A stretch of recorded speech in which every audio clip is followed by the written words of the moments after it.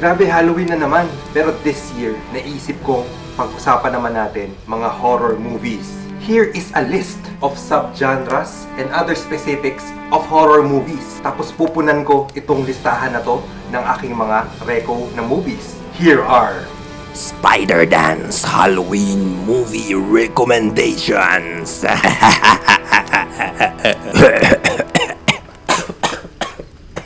Sorry. So, itong mga recommendations ko, although may mga ilalagay ako dyan ng mga super sikat, mga mainstream, yung iba, medyo, I think, mga underrated, tsaka mga hindi masyadong sumikat, pero kasi na-stumble upon ko lang, siguro nabili ko sa DVD dati, or napanood ko sa cable, or na-random ko lang talagang mapanood, na-recommend na siguro ng ibang tao din. Tapos nagustuhan ko! Hindi ko ina-expect na magugustuhan ko. Usually kasi pagka hindi ko nagustuhan, titigil ko na eh. Pero karamihan dito sa listahan na to, malamang nagustuhan ko talaga. So kung meron kang sa tingin mong dapat na ilista ko sana, feel free to comment it in the comments. Okay, ready na tayo? Nga pala, before we begin, Bago tayo magpatuloy, isang paalala lang na mag-like sa video na ito at mag-subscribe na din. Malaking tulong ito sa channel na ito para makagawa pa tayo ng madaming videos na katulad ng mapapanood mo ngayon. Now, on to the video. Zombies. okay, syempre, merong holy trinity ng mga zombie movies. Ang The Romero Trilogy or ang mga movies ni George A. Romero nung height ng kanyang popularity. Ang tatlong ito, Night of the Living Dead, Dawn of the Dead, at saka Day of the Dead. Ngayon, universally praised ang Night of the Living Dead dahil siya yung first of its kind. Tapos yung Dawn of the Dead na nag-unleash daw di umano ng kasikatan ng zombie genre. Pero sa tingin ko medyo overrated tong mga movies na to. At yung mga remakes nila, ang mga mas gusto ko pa nga. Sorry. Pero yung pangatlo, yung Day of the Dead, na nagtataka ako, ang daming pangit na pangit or sasabi nila medyo hindi ka na magaling, George A. Romero. Hindi mo na nakuha yung quality ng first two. Sa akin baliktad, parang pagdating sa Day of the Dead, sobrang na-master na ni George Romero yung kanyang pinasikat na genre. Dito sa Day of the Dead, grabe. Basta gustong-gusto ko tong Day of the Dead dun sa tatlo. Okay? O balik ako dun sa mga remakes nga. Yung remake ng Night of the Living Dead, directed by Tom Savini, isa sa mga makeup effects artists ni George A. Romero mismo, nung nabigyan na siya ng pagkakataon na siya naman ang mag-direct. Para sa akin, wow! Napaganda pa niya yung original ni George A. Romero. Siyempre colored na ito. Siyempre 90s na. So mas magaling na yung acting. Para sa akin, ang nagdala ng movie na to ay si Patricia Tallman bilang si Barbara, na hindi na siya basta damsel in distress lang. Ang angas niya rin nung naka-recover na siya from the shock of everything. Ang laki na nang naitutulong niya dun sa story. Siyempre si Tony Todd, the original Candyman, siya talaga yung sa tingin kong bida. At ang galing ng portrayal niya kay Ben. Okay, yung Dawn of the Dead versus the original na super classic na 1970s. Na okay, fine, classic ito, maganda. Pero para sa akin medyo overrated. Grabe, isa sa mga all-time favorites ko. Isa ito sa mga unang pelikula ni Zack Snyder. In fact, ito nga yata yung pinakauna niyang movie na full length ni Zack Snyder.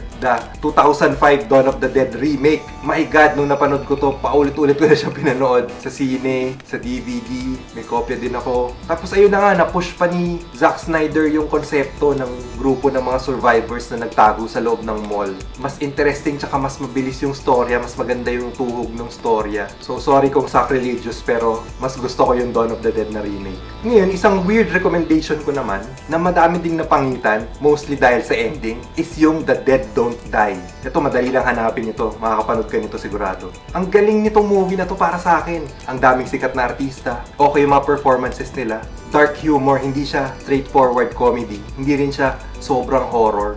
May super masayang balance na pinapakita itong movie na ito. And iba yung dating pagka mga dekalibreng mga actors and actresses yung makikita mo sa pelikulang ito. Basta ang saya niya. Pero yun, pasensya na dun sa weird na ending niya. Marami nagsasabi na ito yung kinasira ng movie na ito. Yeah, medyo agree ako sa kanila. Pero nevertheless, isa ito sa mga favorites ko din na zombie movies.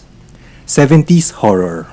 A horror movie from the 1970s. So maglalagay ako dito sa category na ito ng isang kakaiba na super wow, favorite ko siya. Hindi ito nakakatakot, pero horror siya, horror na horror, pero parang kang nanood ng isang mahabang music video. Mas weird pa siya, parang kang nananaginip. This is called House or Hausu. It's a Japanese film na super weird, super quirky, nakakatakot siya supposed to be, pero sometimes matatawa ka din. Tinatry nitong i-push yung mga pwede nilang gawin sa limitadong special effects nila nun. At the same time, hindi rin nila tinatry na super gawing realistic yung mga effects at yung mga pinapakita nila. Basta weird siya, pero sa super weird niya, ang ganda-ganda na niya. So I highly recommend this 1970s Japanese film called Hausu.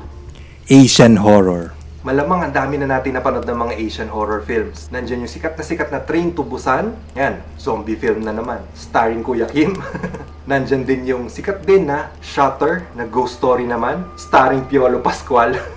At syempre, hindi pwedeng hindi mabanggit yung all-time classic na Ringu or yung The Ring. O isa pang sikat ngayon, yung Squid Game. Pero yung isa pang mas sikat na parang ka-genre nitong Squid Game is yung Battle Royale. Consider ko din siyang horror, pero mas dystopian. Na parang Squid Game din, di ba? Pero mga underrated naman na Asian horror. Eh di ka babanggit ko lang ng Squid Game, Korean movie. Isa pang South Korean na sobrang galing na horror movie. Horror na, monster pa, pero heartwarming ang story. Yung The Host, grabe. One, may impress ka sa acting at sa story. Yung storya ng pamilya, mahuhook ka sa kanila kung paano ka mai-endear sa storya nila. Para pag dumating na yung bad trip na hassle na nangyari, yung monster na mga kalaban nila, syempre magro-root ka na dun sa pamilya na yun. Pero at the same time, yung CGI effects ng monster, grabe, groundbreaking siya. Bakit groundbreaking? Yung mga eksena, halos lahat nasa daytime. Tapos yung mga eksena pa in public, nasa park, pero sumusugod dun yung monster. And parang realistic na realistic, hindi mo masyadong halata na CGI siya. Ganun kagaling. Kasi usually,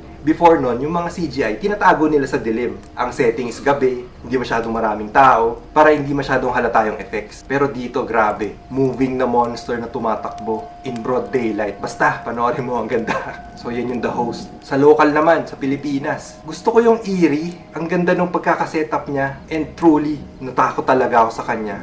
Pero parang may sablay sa ending. Ikaw na bahalang maghusga. Pero i-recommend ko pa rin siya.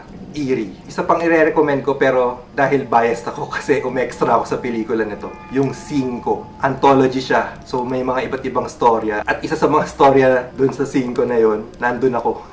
Hanapin mo na lang. Kaiju movies. Kaiju films or giant monsters. Siyempre, hindi mawawala sa usapan si Godzilla. Pero kung may re-recommend akong Godzilla movie, walang kaduda-duda na all-time classic and all-time favorite and all-time nakakatakot, seryoso, hindi ka maiinis sa storya, is yung original na Gojira. Hindi yung Americanized yung Gojira talaga na galing sa Japan na walang biglang sumisingit na American na nagre-report. Wag yun. Mas panoorin mo yung Gojira na classic. Kung gusto mo naman na modern, maraming awards na napanalunan itong Shin Godzilla or yung Godzilla Resurgence. A modern retelling of that Gojira classic. Pero dito sa Godzilla series, ako, napakadami niyan. Meron ako mga certain favorites na quirky and baliw enough na para sa akin maganda na rin. Hindi necessarily serious, hindi necessarily wow, amazing. Pero, kumbaga, guilty pleasure. Although, mamaya pa pala yung guilty pleasure.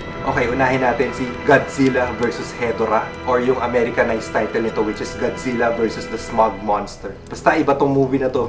May pagka-quirky din siya, nakagaya din nung Hausu na nabanggit ko kanina. Parang mas ganun pa nga siya. Isa pa is yung Godzilla Final Wars. Sobrang flop daw nito. Pero nilagay kasi nung director lahat ng pwedeng ilagay niya na tribute sa buong Godzilla roster of movies. Lahat ng mga Easter eggs pinagsama-sama niya at nilagay niya sa isang pelikula. So sobrang halo-halo yung movie na ito. Tapos hindi lang yun, pati sa galing sa mga ibang genres pa, naglagay din siya. And para sa akin, yun yung ikinaganda nito na ikinasusukulam ng ibang mga fans. Pero try mo pa rin to, Godzilla Final Wars. Nabanggit ko na kanina yung The Host. Ililista ko pa rin yung dito kasi para sa akin, kaiju movie din siya. There's a giant monster eh. And speaking of monsters, there's this movie called Monsters. Ang unang pelikula ni Gareth Edwards bago siya lumipat sa Godzilla niya. Medyo recommendation ko na din. At saka Star Wars Rogue One. Yan, siya rin director nun. Pero before siya naging ganun, pinakita niya muna yung galing niya pag-create ng malupit na storya with monsters. Panoorin mo yan. Classic horror. Pagdating sa mga classic horror, yung mga first of their kind na mga movies, pinaka-watchable sa akin yung Bride of Frankenstein. Sequel ito ng Frankenstein. Pero kasi yung naunang movie, hindi masyadong watchable para sa akin. Hindi pa nila masyadong namamaster yung techniques nila. Compared sa Bride of Frankenstein, grabe, ang laki ng leap ng quality. So para sa mga classic na movies, isa ito sa mga favorites ko. Pero later, down the line, nung panahon na ng colored naman ng mga movie, kasi black and white pa yon, yung Horror of Dracula. Yung Horror of Dracula, or actually Dracula lang siya sa original na title nito sa England, is the first Dracula movie of Christopher Lee. And yung first time din na magkatunggali sila ng isang classic Van Helsing naman na si Peter Cushing. Later, pareho silang naging villain sa Star Wars. Galing, di ba? Animated horror. Eto, na-stumble upon ko lang din ito sa Netflix eh. Hindi naman ako mahilig sa anime masyado. Pero apparently, based siya sa isang manga na naging anime. Pero CGI movie ito. It's called Gantz O. Based sa Gantz na series ng mga manga comics at animations. Pero grabe tuwang-tuwa ako sa movie na to. Yung detail ng pagpo-portray nila sa mga yokai, ng mga monsters of Japanese folklore, na threatening din sila at the same time. Isang angas din ang konsepto nung paano ka mahihila sa mundo nila. May pagka-survival movie din siya like Squid Game and Battle Royale. Yung mga ganun. Pero mas malapit ito sa superhero. Pero gory din. Kasi nga, ganun yung nature ng story niya. So ito yung Gantz O. Favorite director. From my favorite directors or mga sikat na director na magagaling, edi hindi pwedeng mawala yung The Shining. Siyempre, Stanley Kubrick ba naman? Pero isa ring napaka-favorite kong director na napakasaya naman mag-direct is si Edgar Wright at ang kanyang ginawang Shaun of the Dead. Another favorite, si Sam Raimi. At yung mga unang mga malulupit niyang movies, yung Evil Dead series niya, Evil Dead 2, tsaka Army of Darkness. Grabe, ang sasaya. Pero kung may papanoorin ka, unahin mo na yung Evil Dead lang, yung original. Eto mas horror pa, pero medyo nagli-lean na towards comedy. Pero yung mga later nitong sequels, wala na, todo comedy na. So yan, ang mga iilan sa mga favorite kong directors at ang kanilang mga horror movies. Twist ending. Siyempre, hindi mawala yung Sixth Sense. Yun yung pinakasikat na movie tungkol sa may twist yung movie na yan. Kung hindi mo pa napapanood ito, malamang narinig mo na kung ano yung twist nito. Kasi tagal na niya eh. So that's the Sixth Sense. Ito yung kinasikat ni M. Night Shyamalan eh, bago siya nalaos ulit. Matindi rin yung twist ng Seven ni David Fincher. What's in the box? Yung Shutter Island ni Martin Scorsese. Yung Don't Breathe. Ay, maganda rin to. At itong medyo underrated na movie na to, it's called Identity. Si John Cusack yung isa sa mga artista dito. And hindi ko alam bakit din siya hindi pinapag-usapan. Ang ganda-ganda nito, ang lupit ng storya, tas matindi yung twist. So hanggang doon na lang sabihin ko. Panoorin mo to, Identity. Found footage horror. Ang pinakasikat sa mga ganitong klaseng pelikula, syempre, si Blair Witch Project, The Blair Witch Project. Pero hindi ito yung original na found footage. Noong 1970s, nandyan ang The Cannibal Holocaust. Kung mga modern naman na mga found footage sa mga movies, gustong-gusto ko yung Wreck. Wag yung remake nito na Quarantine. Hindi ko masyadong gusto yon. Mas maganda pa rin yung original. At yung sequel nito na Wreck 2, kung pwede panoorin mo na lang sila ng sabay kasi parang halos iisang storya sila. As in, magkadugtong na magkadugtong talaga. Another great found footage na movie, para sa akin hindi masyado nagustuhan ng ibang tao, is yung As Above, So Below. Tapos another one is VHS. Nagawa nila ng paraan na found footage pero anthology siya. So iba't ibang stories ng mga footage di umano na nahanap sa VHS. Basta ganun siya. Horror comedy. Hindi mawawala sa list na ito yung Shaun of the Dead. One of my all-time favorite movies pa nga, in fact. Hindi lang horror movies, hindi lang horror comedy. Movies in general, yun, Shaun of the Dead. Another underrated para sa akin, na wala masyadong hype, hindi masyadong pinag-usapan, is yung Psycho Gorman. Parang last year ko lang ito napanood, or super recent lang. Basta kung i-describe ko itong movie na to, horror meets Power Rangers. Pero siguro 30% lang yung Power Rangers na aspect, 70% horror comedy.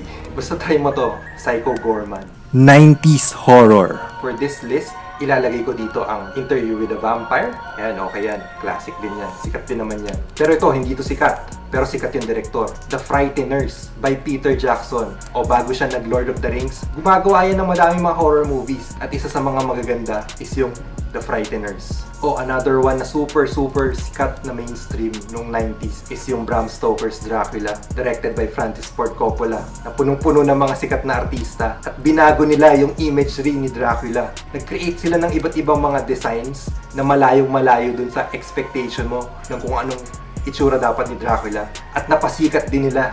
So naging super classic din itong movie na ito. Eto, alam mo to? Hindi ito masyadong sikat pero maganda to.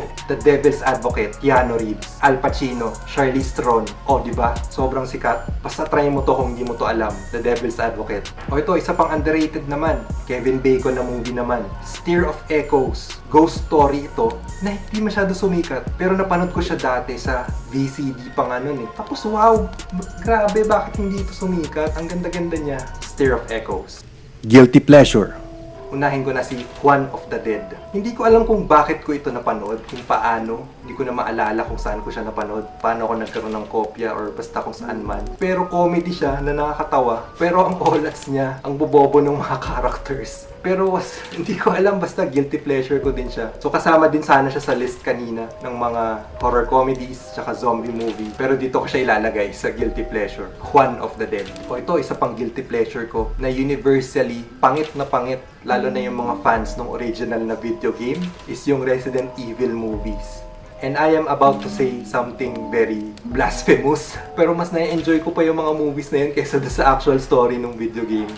Sorry. At saka, sige, baduy na kung baduy, pero master na master nito yung kabaduyan ng mga storya. And si Mila Jovovich is a master of this kind of movies. Yung baduy pero ang gorgeous tingnan. So malamang factor din talaga yun kung bakit gustong gusto ko tong mga movies na to dahil kay Mila Jovovich. Ang galing niya sa mga ganitong klaseng pelikula. O ito pa, walang nakakaalam nitong movie na to, pero isa ito sa mga horror movies na genuinely takot na takot ako talaga nung napanood ko. Pero hindi siya ganun kasikat at hindi din masyadong maganda yung review sa kanya. Pero nung napanood ko to, grabe nakakatakot siya. I'm talking about Shadow People.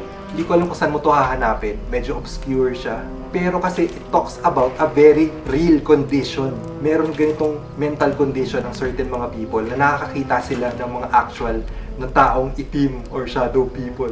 Grabe. Kilabutan ako. Basta gandang-ganda ako dito kasi nakakonekta sa real life kasi pinapakita through interviews yung mga real life versions ng mga pinapakita dito sa stories, dito sa Shadow People. Basta panoorin mo to kung kaya mo. At saka meron siyang real life aspect eh. Meron siyang binabanggit na YouTube link na pag pinanood mo daw ito, magpapakita din sa iyo yung Shadow People. Hindi ako masyado matatakotin sa mga horror, pero itong Shadow People, Ito last, Triangle. Napanood mo na ba to? Obscure din ito eh. Parang hindi rin siya masyadong pinansin. Pero nung napanood ko to, wow, grabe, heavy. Pwede din siya pala ilagay dun sa kaninang category which is yung twist ending. Pero yun nga, hindi siya masyadong sikat. Pero para sa akin, ang ganda nito. Basta sa barko yung setting. Kung makikita mo tong poster na to, panoorin mo to, hindi ka magsisisi. Or pwede ka magsisi kasi napangita nga ibang tao eh. Pero basta, ang ganda to, Triangle. 2000s horror. Isang highly recommended ko na hindi masyadong sikat pero ang ganda-ganda is yung Ginger Snaps. Try mo ito. Werewolf, pero basta wag kang mag-expect na basta lang itong werewolf na movie. May mas malalim pa itong mensahe. Maganda to, Ginger Snaps. Pero ito, talagang hindi ito sikat pero dapat pag-usapan. Ang lupit ng mensahe pero at the same time, horror din at may pagka-comedy din at may pagka-gore. It's called Teeth, ngipin. Tapos ayoko nang magsalita about it kasi baka masira yung expectations mo. Basta, panoorin mo siya. Teeth. And isa sa mga favorites ko na supposed to be mainstream siya, pero hindi siya masyado napag-usapan din. Yung District 9. Marami ding social commentaries na tinakil ito. Pero at the same time, it's a straightforward sci-fi horror na set sa Johannesburg. So kung napanood mo yung video ko about Give Me Hope, Joanna, panoorin mo yun, tapos panoorin mo tong movie na to. Vampires. Madami akong paboritong vampire movies. Pero mas biased ako sa mga Dracula movies. Basta Dracula yung pinifeature. Kahit alam ko pangit pa yan, tsatsagain ko yan kasi sobrang fan ako ng Dracula. Pero kung kunwari, broad na vampire story, hindi necessary na nandun si Dracula. Syempre, Interview with a Vampire. Grabe, ang ganda niyan. At the same time, classic din siya. Popular din, sumikat din. Gusto kong part yung sa dulo, yung biglang lumabas si Superman. Basta, nandun si Superman. Tapos, isa pang marerecommend ko na vampire na movie na somewhat nandun si Dracula pero hindi rin is Shadow of the Vampire. May pagka-comedy siya, pero basta iba siya at gustong-gusto ko din itong movie na to. Ang sarap-sarap niyang ulitin. Tungkol ito sa shoot nung movie na Nosferatu, na di umano yung mismong main actor na gumanap na Nosferatu is a real-life vampire din doon sa storya. Tapos kung paano nila na-manage yung meron silang artista na actual na pumapatay at nangangagat. Basta, panoorin mo to, Shadow of the Vampire. Stephen King. I love Stephen King. Parang isa rin to sa guilty pleasure ko na basta Stephen King, papanoorin ko yan. Kahit pangit daw siya. Pero yung mga, syempre, mga namumutawi dito is nandyan yung The Shining, nandyan yung It, both yung lumang miniseries at yung recent na movies, yung It 1 and It 2. And may isa na pinapag-usapan din pero parang hindi pa ganun kasikat, lalo na nang lumabas, parang nadaanan lang siya, is yung The Mist. Kung hindi mo pa napapanood ito yung isa sa mga best na movies based on Stephen King's works. At yung ending na yon, naku, pwede ko rin pala siyang ilagay sa ending. Pero hindi siya twist eh. Basta bad trip na ending na, pero ang ganda, maganda yung buong pelikula. And isa pa na Stephen King na gustong gusto ko din, may chance na hindi mo din siya napanood pero pinalabas ito sa sine recently lang, is yung sequel ng The Shining called Doctor Sleep. Minsan pa nga parang mas nagagandahan pa ako, minsan lang sa Doctor Sleep, kasi siguro mas maganda yung pacing niya kasi mas modern na siya kumpara sa bagal ng original na The Shining. Pero kung fan ka ng The Shining at hindi mo pa ito napapanood, ako, dapat panoorin mo to. Napakagandang companion of that movie, Doctor Sleep. 2010s horror. Sa dekadang 2010s, nandyan yung Insidious, yung Mother. Horror movie pala ito, pero hindi ko siya kinoconsider masyado na horror. Pero gandang-ganda ako sa kanya. So kung horror din pala siya, isasama ko siya sa mga magagandang movies na re-recommend ko from the 2010s. It Follows. Maganda rin yan, maniwala ka. Huwag kang makinig doon sa mga nagsabi na pangit yun. Maganda tong It Follows. Nandyan yung Hereditary. Ayan, sumikat din yan. At napaka-disturbing at maganda at nakakatakot. At Midsommar. Yung Midsommar, iba yung in-expect ko going in. Akala ko meron ding parang supernatural aspect. Wala pala. Pero horrifying at maganda rin pa rin naman siya. Okay? Midsommar, nandyan yung Us, nandyan yung Get Out, nandyan yung A Quiet Place. Ako, grabe. Kung hindi mo siya napanood sa sinihan, sorry na lang. Pero ibang experience din siya, totally, pagka nasa sinihan din. Pero still, maganda pa rin ito as itself, yung A Quiet Place. Ito, napaka-underrated na to, hindi na naman pinapag-usapan. Overlord. Nakita ko lang ito sa, hindi ko rin maalala kung anong streaming. Pero nakita ko lang din ito. Sinabi, maganda daw ito. Pero hindi ko siya kilala na sikat siya na maganda. So, tinry ko. At oh my God, natapos ko siya one sitting dahil lang ang wild niya. Basta ang setting niya World War II. Hanggang doon na lang sabihin ko, World War II. Pero horror siya. Overlord. Isa pang maganda na napaka-recent lang, Invisible Man. Wow! Di ko alam. Ito yung bagong Invisible Man, ha? 2019 lang yata to or 2020. Yeah, 2020 yata. Si Elizabeth Moss yung bida. Ibang atake sa Invisible Man na concept. Yung last kong nagandahan ako na Invisible Man na story is Hollow Man. Kevin Bacon. Pero way better itong Invisible Man. Para sa akin, ha? Possessor. Pinanood ko lang din ito nang wala lang. Hindi ako sure kung maganda ba ito. Pero ang ganda pala niya. Adaptation.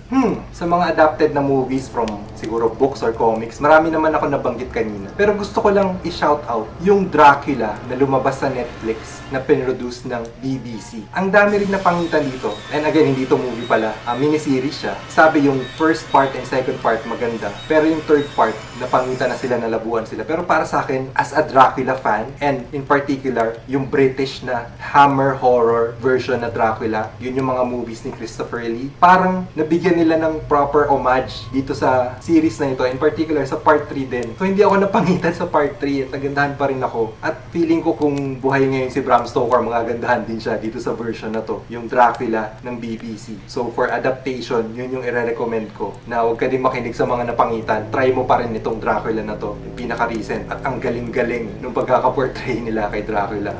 Underrated. Actually, karamihan dito sa list ko na to, may mga underrated dyan. Madami, in fact. Mga tipong movies na hindi pinapag-usapan, tipong lumabas tapos nawala na lang bigla, hindi na siya nagkaroon ng hype. Yung isang para sa akin is napaka-underrated at pwede mong panoorin kung wala kang gustong panoorin sa mga sinabi ko na nauna. At kung gusto mo, isa lang talaga papanoorin mo. Pero parang summary siya ng horror fandom, ng pagiging horror fan mo. It's called The Cabin in the Woods. Hanggang doon na lang sasabihin ko. Wala akong sasabihin na kahit anong tungkol sa movie na ito. Pero it's not what you expect. From this poster alone, hindi ganyan yung movie na ito. I swear to you. This is still a horror movie, pero it's also a love letter to the horror genre. To the entire thing. To the mga bagay na pinagsasabi ko kanina. Lahat yon parang kinumpile at nilagay dito sa movie na ito. So kung horror fan ka, kailangan mo itong mapanood. Hindi necessarily magandahan ka, hindi necessarily matakot ka. Pero as a story and as a concept, napakaganda. Para sa akin nitong The Cabin in the Woods. At siguro, perfect na rin for a Halloween movie night. Kasi ang daming genres na natakel nitong movie na ito. Basta, ayun, ang dami ko na nasabi. Kasi napanood ko siya nang wala rin akong idea. Basta, tinry ko lang maganda daw. O sige, meron akong certain expectations na baka ganito siyang klaseng movie. Pero hindi pala.